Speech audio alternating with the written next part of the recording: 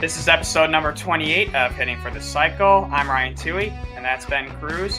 And Ben, how are you doing on this overcast and dreary-looking Thursday of this recording? Yeah, it wouldn't shock me, Ryan. We're now in April.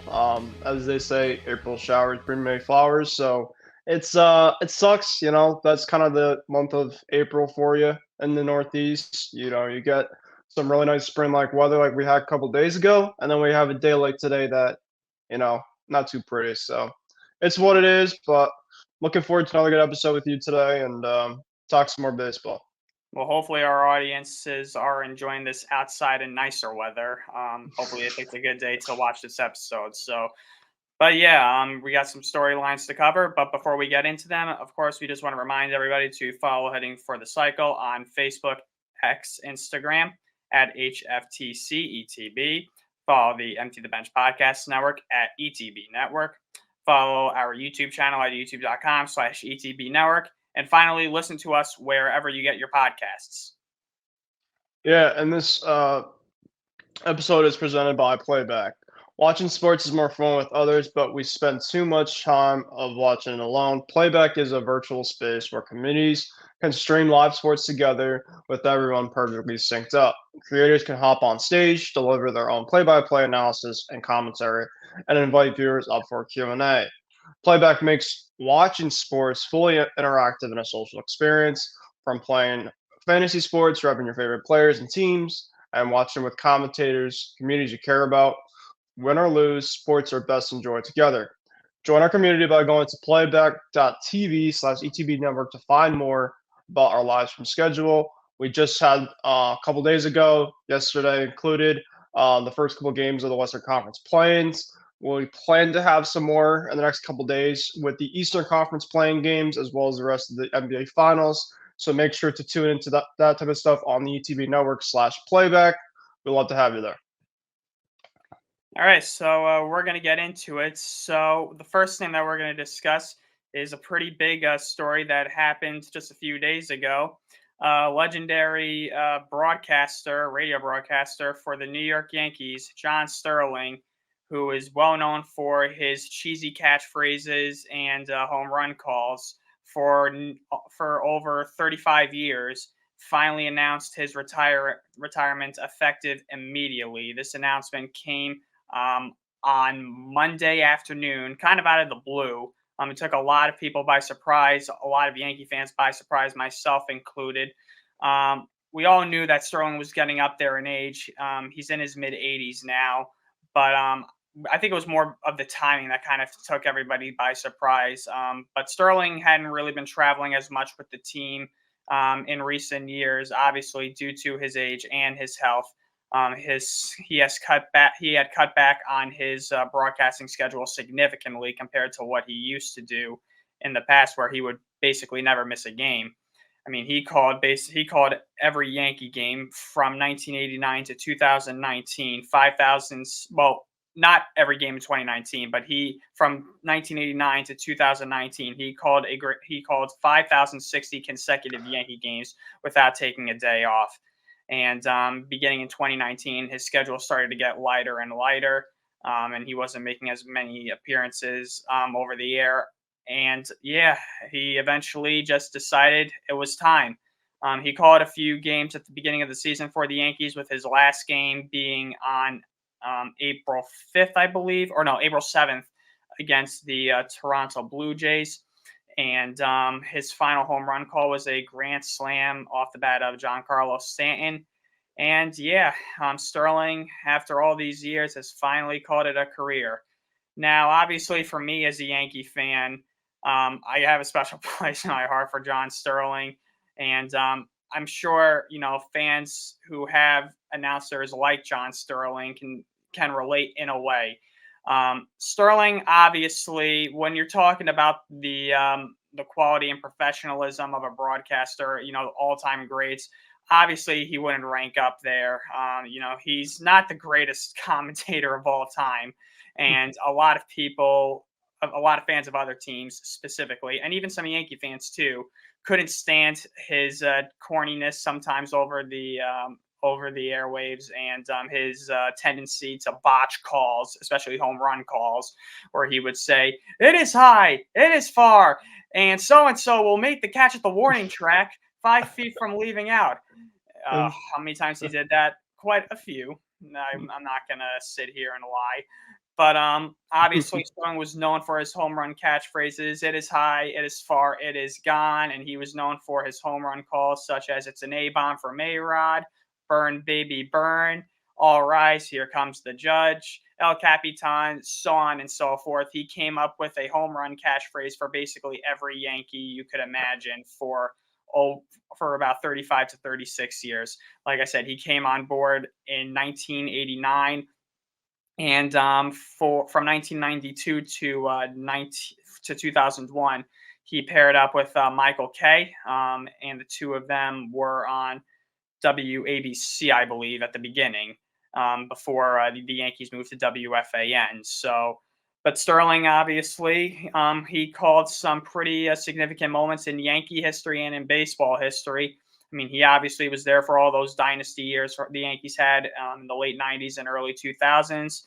And like I mentioned, he called 5,060 consecutive Yankee games from 1989 to 2019. So he was there for every single game. Guys like Bernie Williams, Mariano Rivera, Andy Pettitte, Derek Jeter, and Jorge Posada played in. So he saw their every single move that they made during their careers.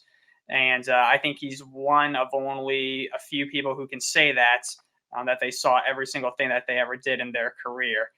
But yeah, I mean, Sterling obviously, he's a homer at the end of the day. He loved the Yankees. He still does. And, regardless of what you think about him, obviously his commentary isn't for everybody.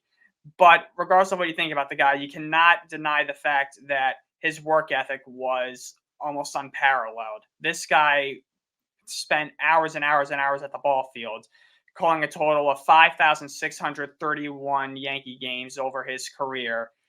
I mean, you got to respect his enthusiasm. You got to respect his devotion to his job, to his profession, to his colleagues, to the people around him. And you got to give credit where it's due. He has probably arguably one of the strongest work ethics in baseball. He loved his job, and he was there through the good times and the bad times. And he knew baseball. People sometimes would criticize him here and there for his calls, but he knew the Yankees as well as anybody, and he knew each player's abilities and personalities and how they could perform in certain situations. So yeah, when this news broke, another piece of my childhood, is done. There aren't many guys still within the Yankee organization, still around, working on a day-to-day basis with them. When I was younger, I think the only couple of people who are still there from the beginning when I was a kid were Susan Waldman, Michael Kay, and Brian Cashman, and obviously the people in the front office. So, cross another guy off the list. But yeah, it's definitely sad. It's sad, but I definitely think it was time for Sterling too. He has nothing left to prove, if you ask me. He's given it his all. And I definitely am grateful for all the memories that he provided for me as a Yankee fan. And he definitely deserves his retirement. He will be honored with a ceremony on Saturday, April 19th at Yankee Stadium before the Yankees take on the Rays. And yeah, very well deserved. I'll hand the mic over to you, Ben. I know, obviously, as a Red Sox fan, I'm sure you have some ambivalent feelings towards Sterling in certain aspects. But overall, what do you think of Sterling finally hanging up the microphone after all these years? yeah, he actually was one of my favorites. Oh, okay. Because I live in Southwest Connecticut, so I hear a lot of New York sports radio. And I if the Red Sox weren't on specifically, there'd be times on the radio in my car. I got out of work, and if the Yankees were on, I listen. And I know, obviously, the guy that's taken over just doesn't sound the same. Right? When you kind of hear about Yankees baseball, you hear of John Sterling and all the great calls that he had. Obviously, my favorite one that he had was the Stanton wild card game where it looked like the ball was going 500 feet to the Mass Pike, but instead it went off the wall. That was my favorite one, but obviously that's my just I still have personal not listened to bias that. against the Yankees. Oh, okay. Well, if you want to, go ahead and give it a No, thank shot. you. I That's already great. tortured myself enough with bad Yankee Okay. memories. All right. But yeah, I'll just excited. I mean, the Stanton call that he had around the season. I mean, that's the right call to finish off a career. I mean, he hit this one pretty well. It was a grand slam that Stanton hit, and he pretty much, I mean, that's pretty much one of the old Sterling type of calls that he had, the Giancarlo Dose de Parlo type of one. So as a Red Sox fan, obviously taking my personal bias aside, I think that he is a very good commentator. I know that there's obviously a lot of people that aren't Yankee fans that don't, but I think that with myself kind of growing up in Yankee country, I kind of had to grow into kind of hearing how he is, and I think most of the time he does pretty well, with in terms of the overall game, and you know, the Mets obviously they have kind of their own person. The Red Sox obviously they're going to be Joe Castiglione. He's getting up there, and obviously it's going to be kind of feeling like me, kind of like with you pretty soon, where he's pretty much my childhood. Going up and he listened to WEI on the radio when I couldn't watch it on Nesson. Joe Castiglione is going to be somebody that is going to be a special person in my heart. So I could definitely relate pretty soon with you, Ryan. But like I said, I tip my cap to John Sterling on a heck of a broadcasting career, and I just hope that he definitely gets his dues come Saturday when they announce his retirement. I know that he had a great statement that he put on Twitter or X now, just thanking pretty much everybody in the community, the fans, the media. And I did hear also too, Ryan, that a lot of people are kind of speculating. The reason why he's retiring is because of like a heart issue or some type of different types of thing. And it's pretty much that he's just pretty much ready to move on. It's time. I mean, he's obviously up there in age, and I think that for most people, it's pretty much a relief that they're finishing off on the right note, and couldn't have happened to a better person in terms of just a great career that he had, and the Broadcasting Hall of Fame. Obviously, he's probably going to be into there, so all the great memories that he's going to have. And I think for Yankee fans, they're hoping that they can win the number 28 for him too. So, give my props to John Sterling, man. Very good career, and wish him the best. Yeah, he's definitely a class act all the way, and it's gonna stink not hearing him go at the end of a Yankee game. Ball game over. Yankees win. The Yankees win. I don't like doing that personally because I think it's just for me personally that's just not my cup of tea. But I love it when he did Yeah. it. I love it when he Mhm. did. So and the Yankees loved it so much too that they would play that recording of his voice at Yankee Stadium whenever they would win a game. I don't know if they haven't done it necessarily in recent years, but they used to do that, especially at the old stadium when I was growing up. If the Yankees won a game, they Mhm. would play his recording, and then they would play New York, New York, obviously by Sinatra. But it wasn't just baseball that Sterling was involved with. He also he was a radio voice for hockey. He did basketball as well. He did work for the New York Islanders of the NHL, and he also did the Nets and Islanders games for WMCA, WVNJ, WORTV, and Sports Channel New York. This is coming off his Wikipedia page. I know Wikipedia can be a shaky source sometimes, but I know that did have a lot of experience growing up in the broadcasting business. And like I said, he commentated with a bunch of different people like Michael Kay, Charlie Steiner, and Susan Waldman. And yeah, and he did it for WABC, WFAN. And yeah, Michael Kay is one of his biggest best friends and supporters. And I was listening to an interview that Michael Kay had. I forget who it was with. Oh no, it was just on his radio show, but he was just talking about how Sterling is such a unique individual because he likes his personality, because he's into stuff like Broadway and shows and stuff like that, and he kind of applies some of the aspects of those forms of entertainment into his calls.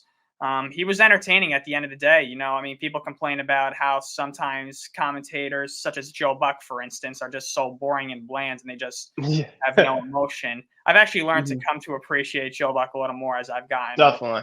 But but yeah, I mean, Sterling definitely made Yankee games entertaining, and it'll definitely be weird not hearing Susan Waldman say, "Stepping up to the microphone is the voice of the New York Yankees, is Mr. John Sterling."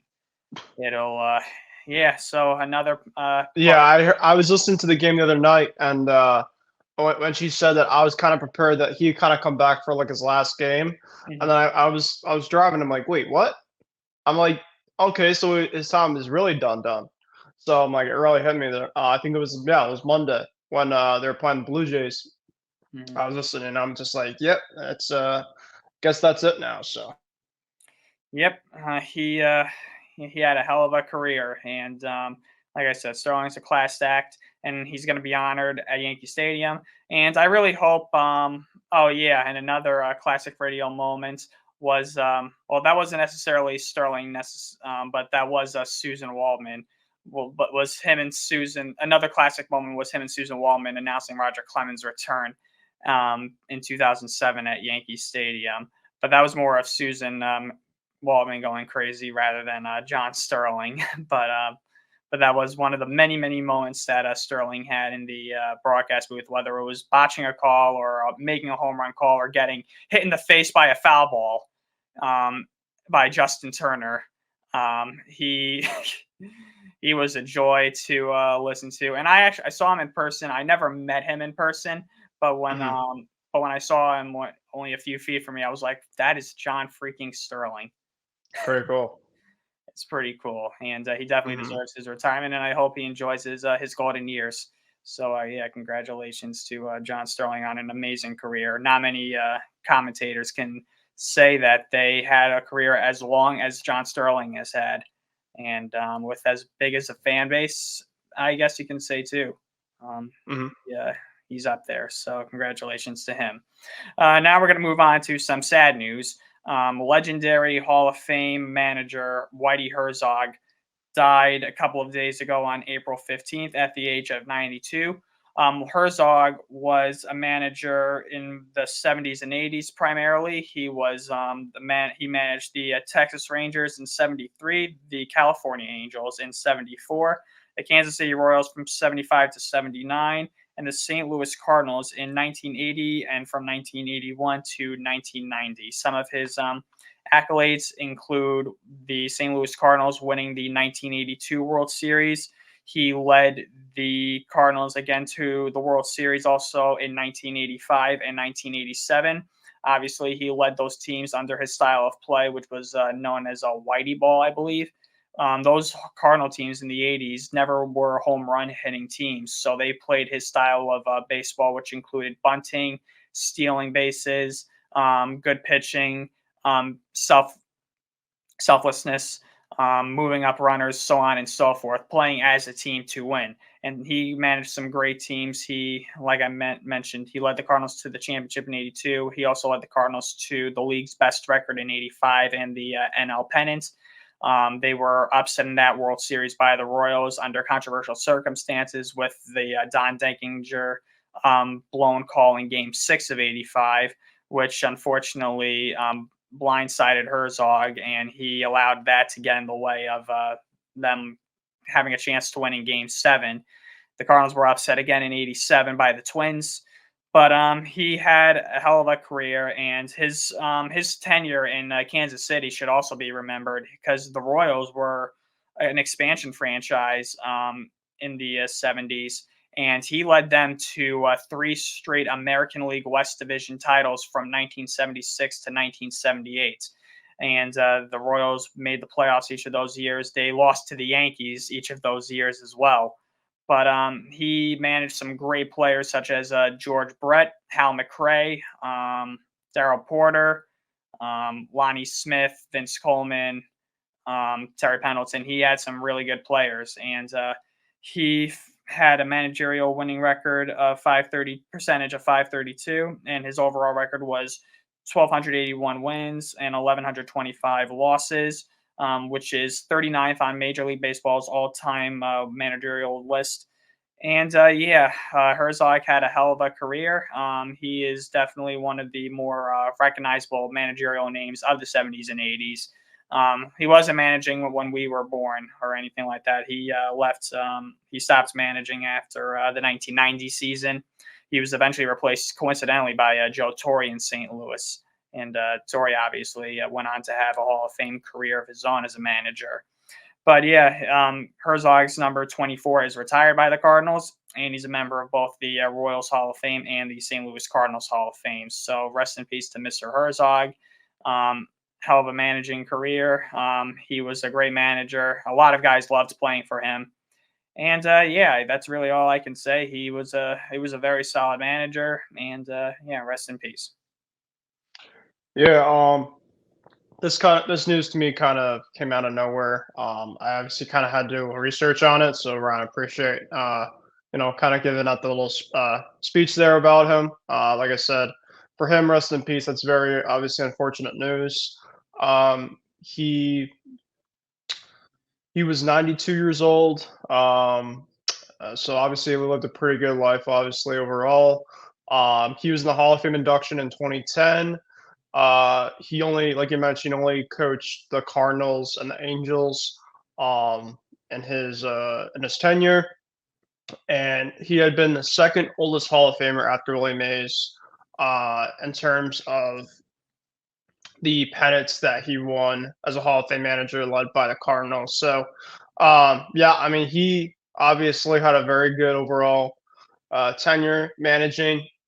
Obviously, he had some up and down, moments in terms of some of the teams that he was working with, but I think that he always came in with the right mentality. And, I think that overall he was a special influence to both the teams that he was working with. And rest in peace to a manager that's going to go down as a very great manager. Obviously, it sounds like he was a very good person too. So, uh, like I said, rest in peace, and my condolences go out to their family as well.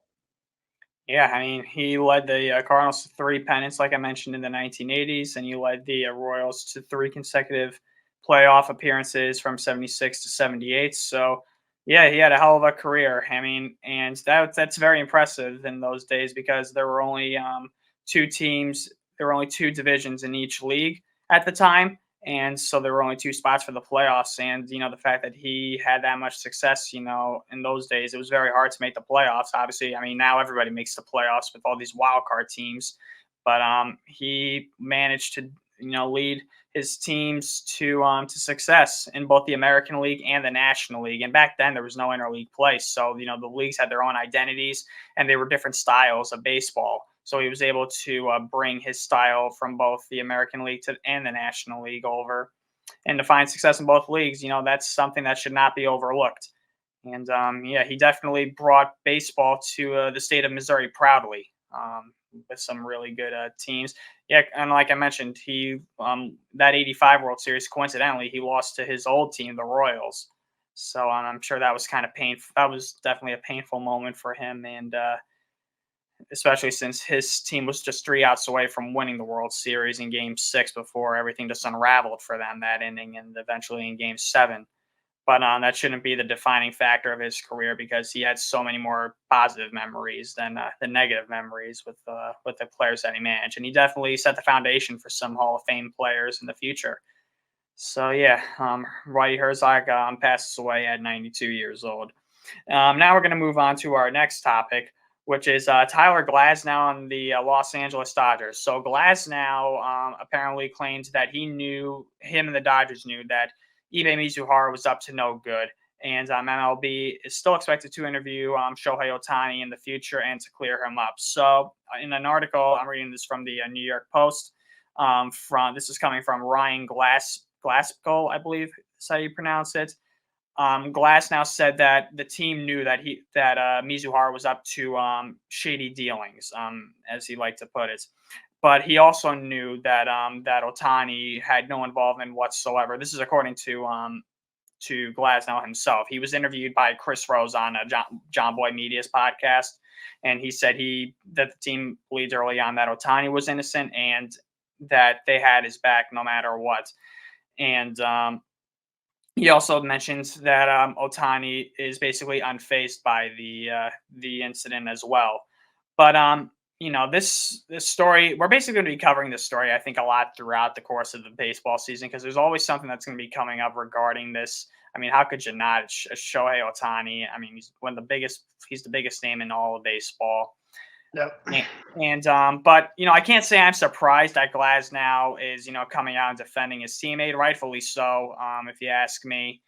But I'm just thinking to myself, if you kind of knew he was up to shady stuff, maybe it wasn't good to bring him in the first place, and maybe you should have told Shohei, maybe a little sooner. That maybe something's not right here necessarily, because I still think the whole situation, the way it unfolded, was just extremely awkward. So, yeah, I know, and also, like I mentioned, Major League Baseball is also expected to clear up Ohtani in the future and just get it. They just want to get this over with. They just want to find out as much as they can and what Ohtani knew. They don't. They obviously want to make sure Ohtani is clean in all matters. So they just want to get this done with as soon as possible.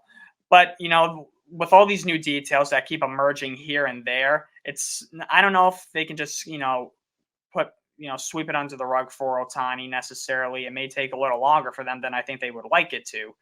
But Ohtani definitely has very devoted teammates. They definitely look out for one another. I mean, you always hear good stuff about the Dodgers organization, how that clubhouse is run. Those players have each other's backs. And Glasnow, has always been a team player, and he meant, like I said, he mentions that he felt that Ohtani is all basically cleared up, that he had no involvement whatsoever. So yeah, that's that. I don't know if you have anything that you want to elaborate regarding this topic. Like I said, we just keep getting this topic week after week, and there's always different details regarding this. Yeah, I did hear about this, and I did obviously, like you mentioned, Ryan. This story is obviously going to be going on throughout pretty much the rest of the season. But I was pretty much in the minority that I thought that Ohtani, for the most part, given like his back past history, that he wasn't, going to be guilty about this. I thought specifically, yes, it's obviously very odd that he didn't not know about the check that was sent to him for the checks. Yes, the amount that was sent to him personally. I do think that there is some shadiness about that because given that amount of money, I think he was trying to underline or underlay, whatever you want to call that. So that I don't think that obviously he's going to get away with that person. I think they'll find a way to kind of catch him on that. But I think if you look at it in terms of the person really at fault here, it's Ippei. And I think really, Tyler Glasnow, for the most part, I think that he pretty much was right. I think that Ohtani, for the most part, was pretty much, apparently Ohtani is really focused on playing baseball right now, honestly. So I think his mind right now, I know he kind of had a slow start to the season. He's really started to pick things up lately, but he's trying to kind of focus right now in terms of his overall game. I think as of lately, this stuff hasn't been as crazy as maybe kind of during like the Soul Series. I think it kind of maybe died out a bit, but like I said, I think it's going to still kind of go on.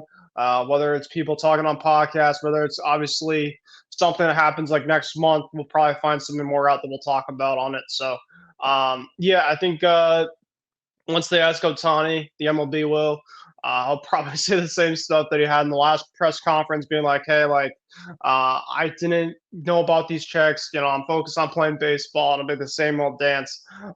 Given in terms of what he's going to say, and personally for him, like, what is he supposed to say? I mean, he's probably trying to defend himself personally, but as besides the checks personally, I don't know what else he pretty much was at fault for. I think Ippei pretty much was the guy, or you could say the scapegoat, really, of all this stuff really in terms of kind of what he did. So I think that Glasnow is in the right of this in terms of he didn't do anything wrong personally. The Dodgers team, obviously the coach, obviously I don't think he's too worried that this is going to linger throughout the season. Now the Dodgers have lost the last couple series here, so I don't know. They just lost a series to the Nationals, which of course it'll happen in baseball, but still. So yeah, obviously, like I said, it's still a crazy story, and time will tell in terms of when this will end, Ryan. I'm gonna have to probably wait. I'm still under the belief that that Otani knew a little more than what he has said in the media. Oh yeah, definitely. That's where I feel about that. I'm not necessarily accusing him of being involved with Mizuhara in this scandal, but I just have a feeling that he was, that he had more knowledge than what he said, just because of how often they've been together. I discussed it a couple of episodes ago with Nick Morganson. And Glasnow also, some of Glasnow's quotes, he said, it was nothing super formal, but we were all like, we got your back. And he said, I just think being in the clubhouse, everyone knew right away he had nothing to do with it. The first thing he did was like, take my phone. We all knew early on that Ippei was doing some Oh yeah. shady stuff. So those were the quotes that Glasnow said in the media. And, Otani's just such a private individual. He really does not open up to the media very much. And yeah, I mean, this is going to be persistent going on, like you said. But the story has kind of died down in recent weeks, so there's not too much progression on this topic as of right now as a whole.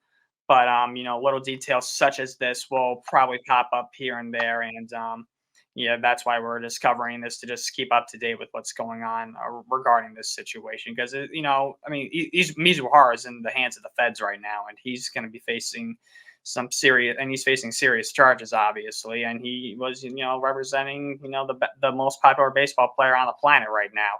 So yeah, it's still a tricky situation, but we'll see what comes of it, in the coming weeks or months. So that's that. And now we're basically just going to talk about what's going on around Major League Baseball as a whole.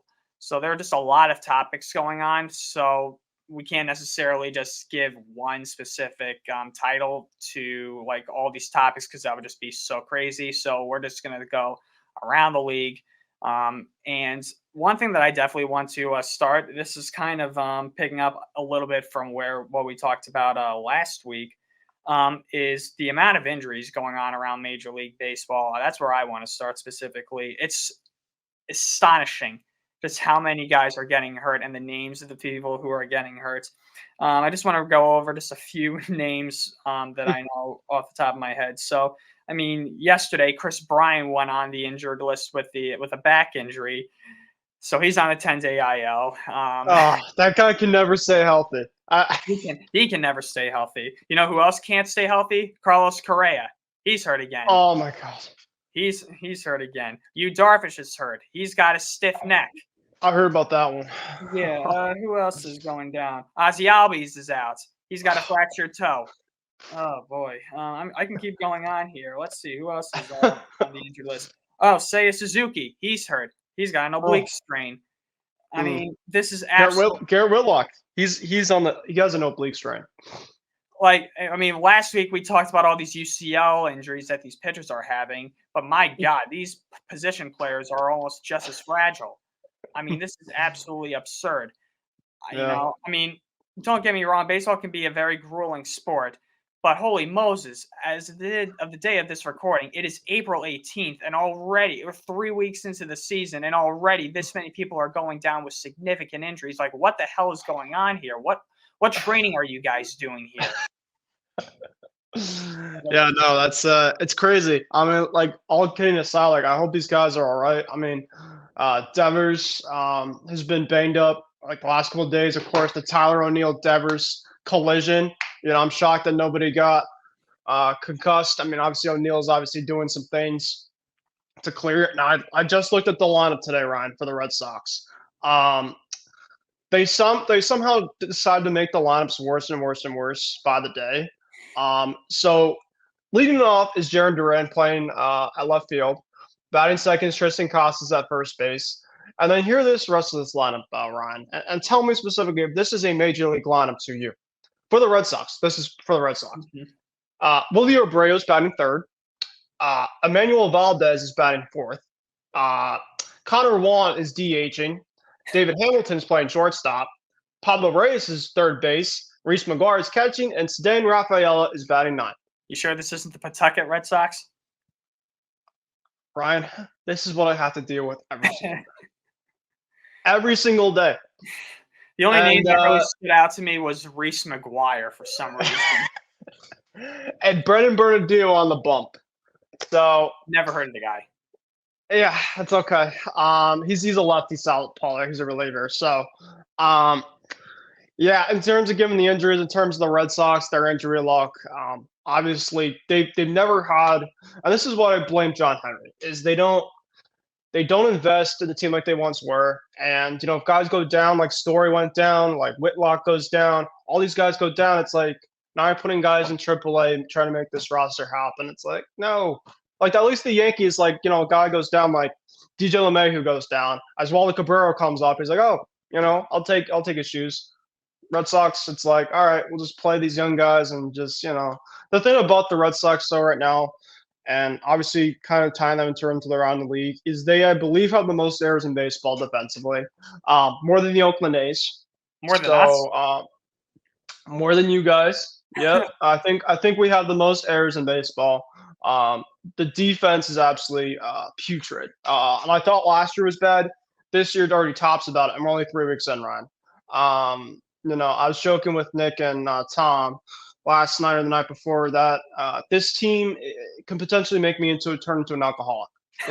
Given terms of the defense that they give me. No, I won't do that in terms of I would never do that. But still, the starting pitching, Ryan.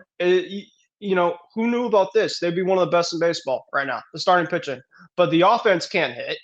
The defense is awful, and the bullpen obviously is still taxed up from the pitchers only still going 5 innings. Well, the guys won 3-0 last night in a game that took under 2 hours to finish. Yeah. So, Tanner Houck, thanks to Tanner. I appreciate your service going 9. Shuddy against the Cleveland Guardians, who was a very good team, very good lineup. So in terms about the Guardians, by the way, Ryan, I don't like playing them. Like they're just extremely pesky.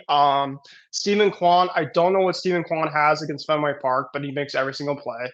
I do like J-Rom. He's an absolute stud.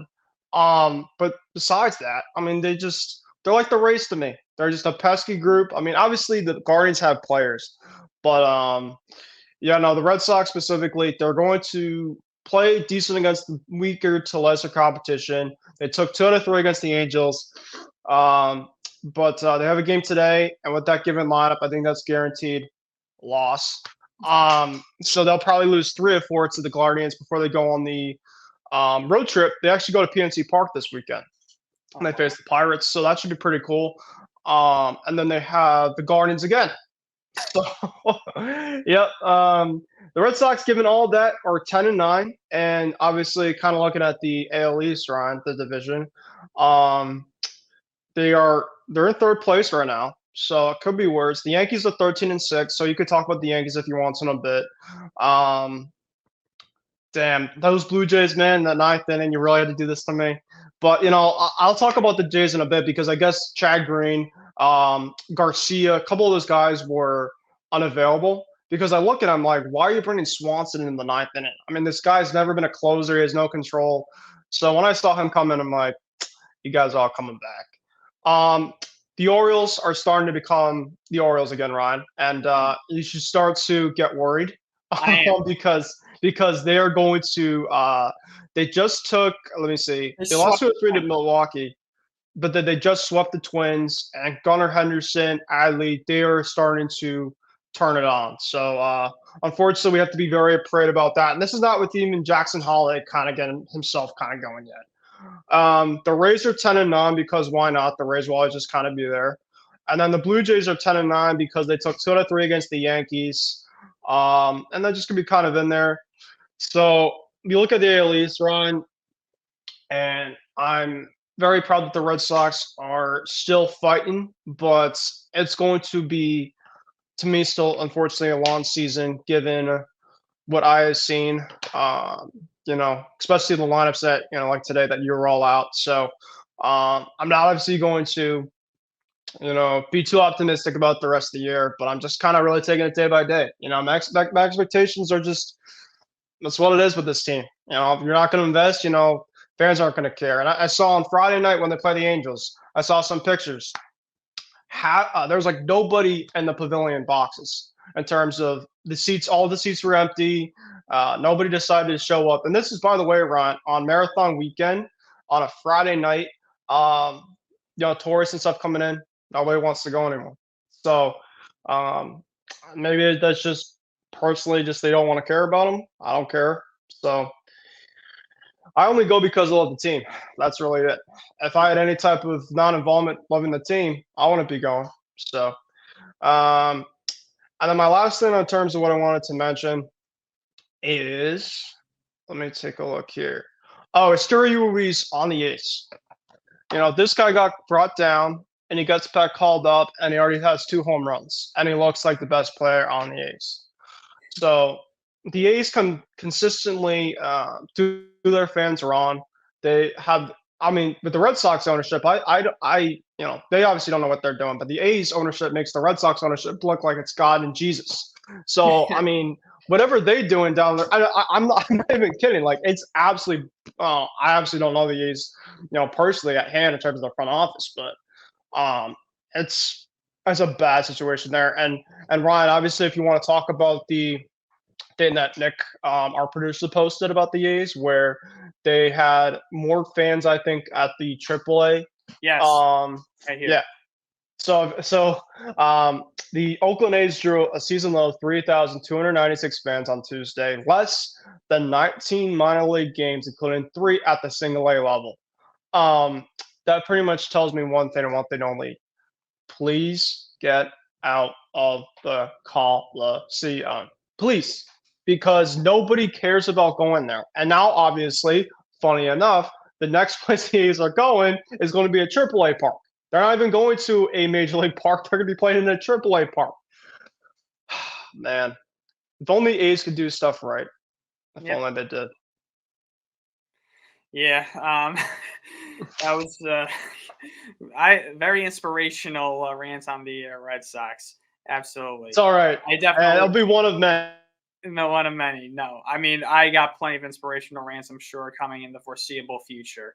But the injuries are just ridiculous. I get more and more sick and tired every single season when guys go down so early in the season. Like this, I've never seen injuries occur this frequently. I never saw it occur this frequently in the 2000s, in the years that we were growing up. Never, like, those players, they did a better job of staying conditioned and healthy and taking care of themselves. For all the athleticism in the game nowadays, and don't get me wrong, these guys are very athletic. They're great athletes, and they pride themselves on being, they're made of glass. Everybody, there was a quote from Pete Rose who was talking about, like, a long time ago, who was talking about kind of the quality of the game nowadays and the guys who play it. And he says these guys get an ingrown toenail and they're on the injured list for a month. And he's not necessarily wrong here.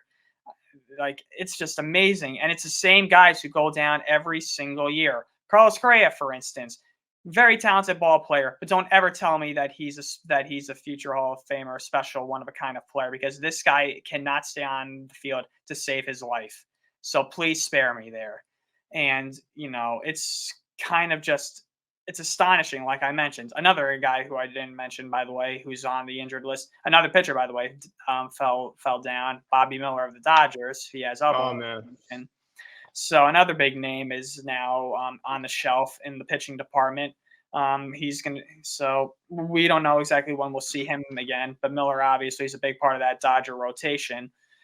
He's their number 3, I believe, behind Glasnow and Yamamoto. So, that's a big loss for the Dodgers right then and there. But yeah, the injuries definitely killed the overall atmosphere of baseball, and it's not good for the game at all.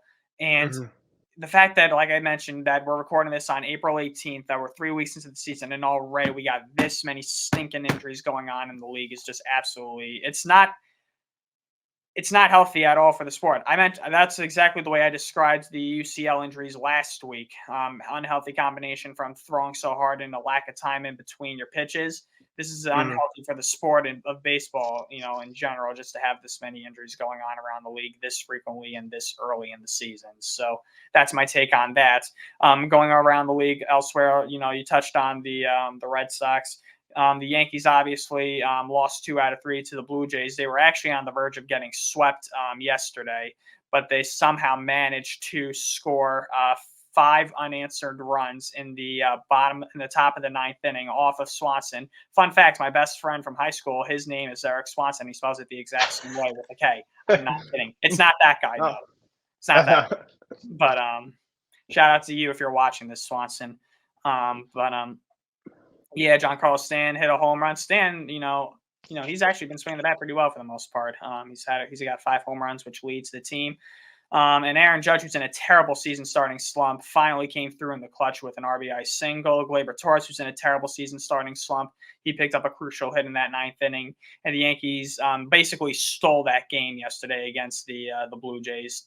And they needed to have a game like that, a game where where things aren't just working out for you and your team, and things are just you're not picking up anything on offense. To steal a game like that, it's definitely important. And who knows what kind of momentum this Especially right at the end of the road trip too. Yeah. Obviously the vibes, obviously. I mean, yeah, obviously losing the series sucks. But, if you feel like you especially because I think you guys have an off day today. So Yes. if you guys win in terms of the last game of the road trip, I think you guys went 3-3 on the road trip overall. Mhm. So it's just like it could be worse. You're going back home 500 instead of going under 500 on a road trip. So I mean, 13-6, right? I think obviously you guys were kind of due for like a little bit of a regression. I mean, you look at obviously the other New York team right now; they were 0-5. The Mets and the Mets obviously I are wanted to touch on that. storming. Yeah. Yeah, the Mets are absolutely storming right now. Good for them because I didn't think that they were this bad. I didn't think that obviously they are this good right now in terms of they are, but their bullpen has been absolutely phenomenal. They're number one in the National League in bullpen. They're getting timely hits right now, especially in the bottom of the order. Your old friend Harrison Bader hit a homer yesterday. Mhm. Tyron Taylor is doing really well in the bottom out there. Pete Alonso obviously is absolutely raking, obviously in a contract year. So the Mets are playing really, really well. And this is obviously without Kodai Senga. Obviously, right there at the helm of their staff. So the Mets, kudos to them. They're now 10-8. They're over 500, 2 games over after being 0-5 to start the year. So you look at a lot of these teams, Ryan, and we just kind of have to remember that it's still April and anything could really happen. I mean, I will say though, about the Astros. Um, I don't know what's going on there.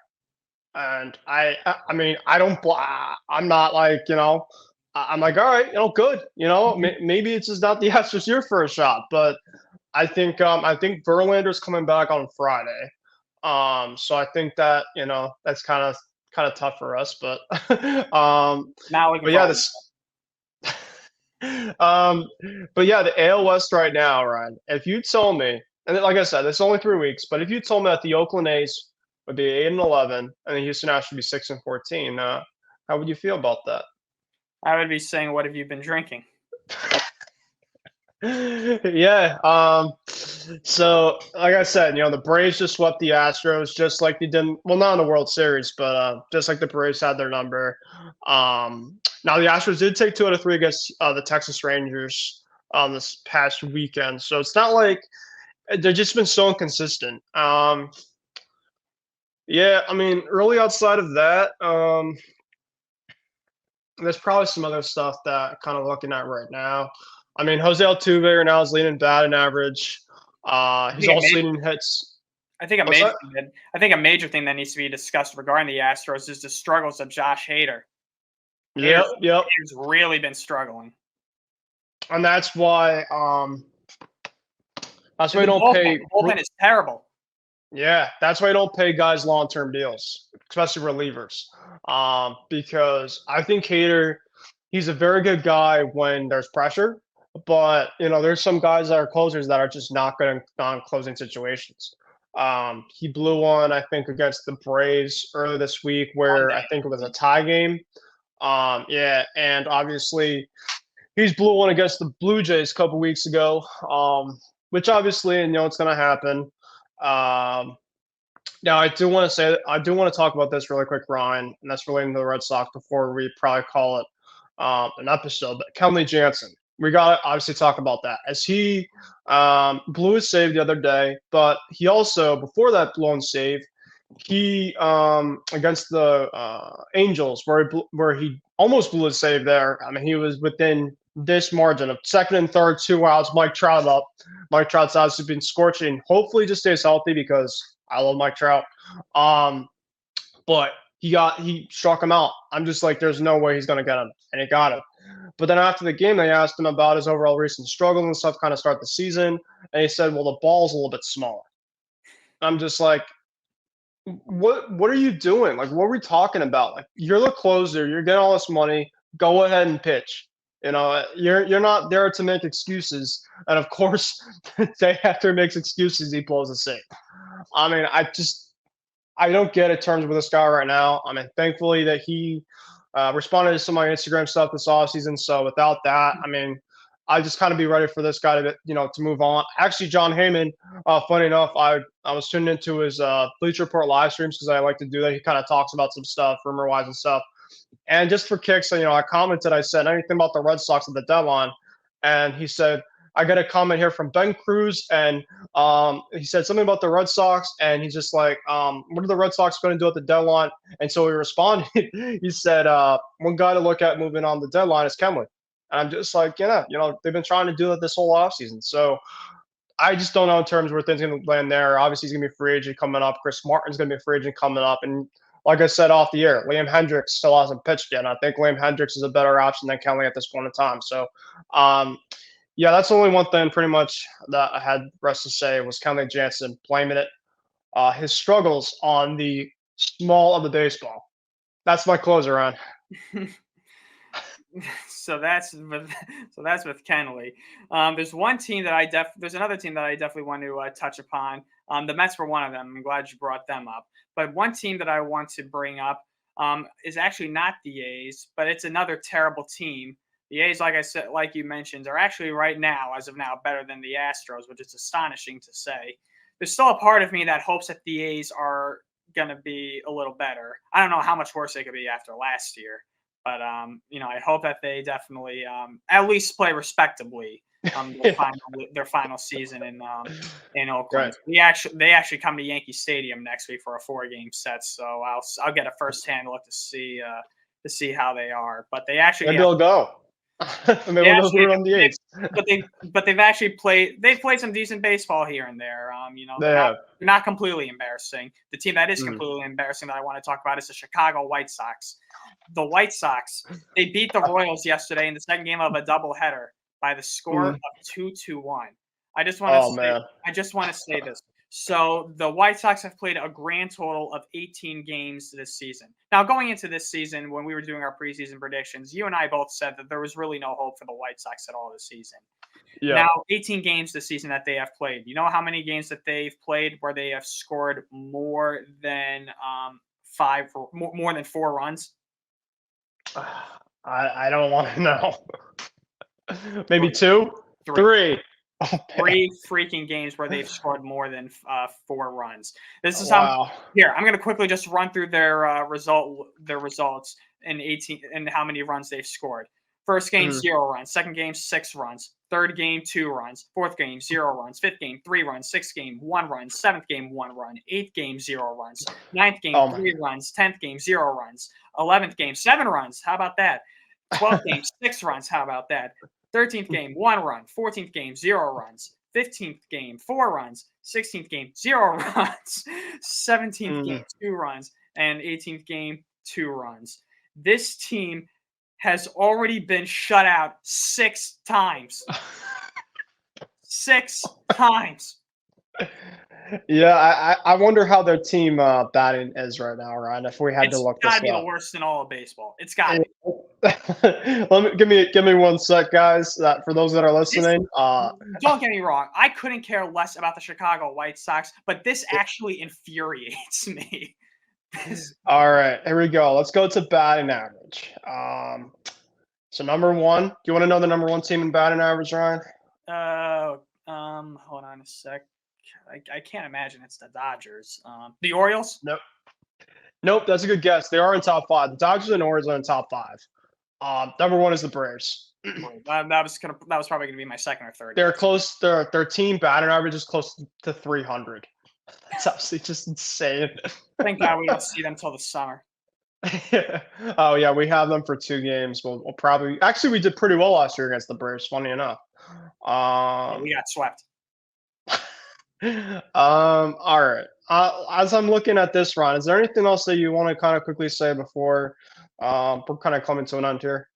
Let me just check one more time. I'm just going to check the standings here pretty quickly. I mean, yeah, the Mets, nice turnaround for them after a tough start. The fact they're at 10 wins actually is pretty remarkable considering how poorly they started off the season. My Met fan friends are already losing their minds.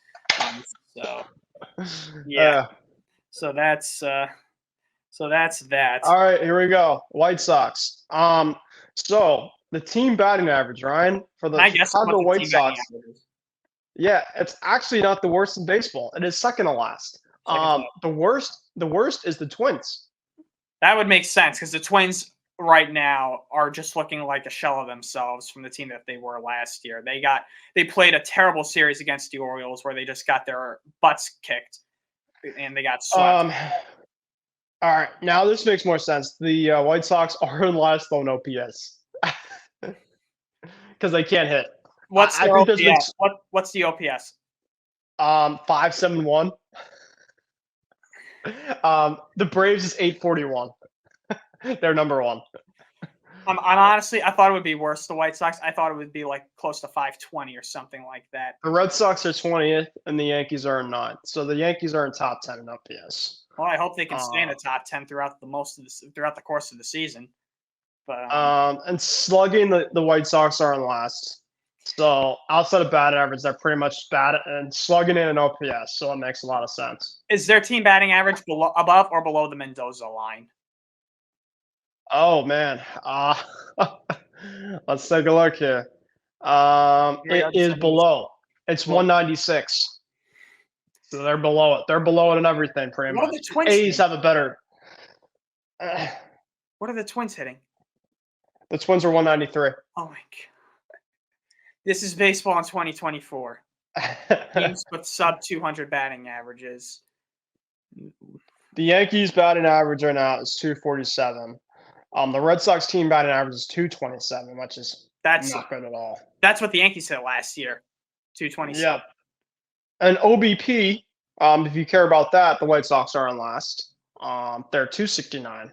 So theoretically, Ron, everything that there are in, pretty much the White Sox they are in last. Actually, stolen bases, the White Sox are second to last. Oh no, I'm sorry. Let's see. The White Sox they're in 26th, though. I mean, they're a little bit up there on stolen bases, but still. So kind of an amusing way to end this episode. But I needed to talk about the White Sox because the fact that a major league team has already been shut out 6 times by the third week of the season, where some teams get shut out 6 times all year, is absolutely unfathomable, and it's unacceptable. And I feel bad for White Sox fans. And you want to talk about a failed rebuild that has just completely fallen on your face. This is the prime example. And they got a trade Robert. I think that he deserves so much better. I mean, he's hurt for the future though. They just set themselves back another 20 years. It's absolutely That was the only worst fear I had with the Red Sox after they moved on from guys like Mookie, JD. At least I have a little bit of stuff coming up, but they're just my worrisome with the team is they're banking too much on the prospects, and prospects don't always work out. So I'm just hopeful that Breslow and their company has a plan that John Henry can let them spend money. That'd be great. Yeah. Uh, So before we go, actually, I just want to quickly ask you: Did you see that White Sox fan rant last year with that guy Berto, who went on like a 7 minute tirade on this Chicago radio talk show? And I didn't. you didn't. I would recommend you No. watch it because I can I only will imagine, watch it after this. because I would only imagine how that poor guy's feeling right now after this starts Mm. the season for the White Sox. But yeah, we're out of time here. That's our show. We want to thank you all for tuning in and watching us. On behalf of Ben Kruse, I'm Ryan Touhey. We'll see you next week.